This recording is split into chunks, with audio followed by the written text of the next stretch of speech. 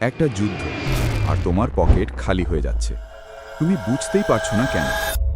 ভাবো তুমি একটা ছোট ব্যবসা চালাও, হঠাৎ তেলের দাম বাড়ল, ডলার বাড়ল, শেয়ার মার্কেট পড়ে গেল।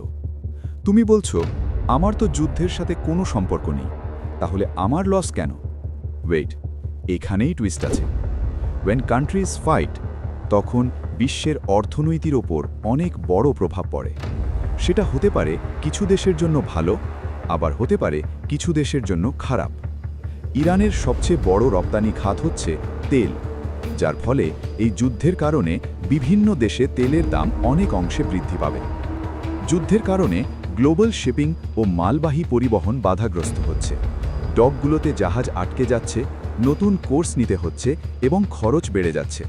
পাশাপাশি হাজার হাজার ফ্লাইট বাতিল ও বিমানবন্দর বন্ধ হচ্ছে, ফলে পণ্যগুলো নির্দিষ্ট সময়ের মধ্যে পৌঁছাতে পারছে না।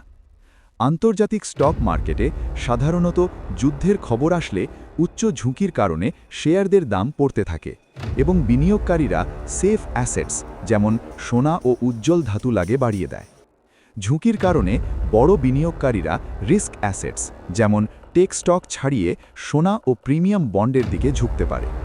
কেন্দ্রীয় ব্যাংকগুলো মূল্যায়ন করবে ভবিষ্যৎ মূল্যস্ফীতি ও রেট নীতির ওপর, বিশেষত উন্নয়নশীল দেশগুলো যেখানে তেলের আমদানি বড় খরচ। বাংলাদেশ, ভারত, চীন ইত্যাদি দেশগুলোতে দাম ও রেমিট্যান্সের চাপ বাড়বে। সো যুদ্ধ কারোর জন্যই ভালো কিছু নিয়ে আসে না। আর পরের ভিডিও যদি বাংলাদেশের ওপর কী প্রভাব পড়বে এটা সম্পর্কে জানতে চাও, তাহলে অবশ্যই বাংলাদেশ কমেন্ট করো। আর থিঙ্ক বেসকে অবশ্যই সাবস্ক্রাইব করে রাখো, কাজে আসবে। আর ভিডিওতে লাইক করতে ভুলো না কিন্তু।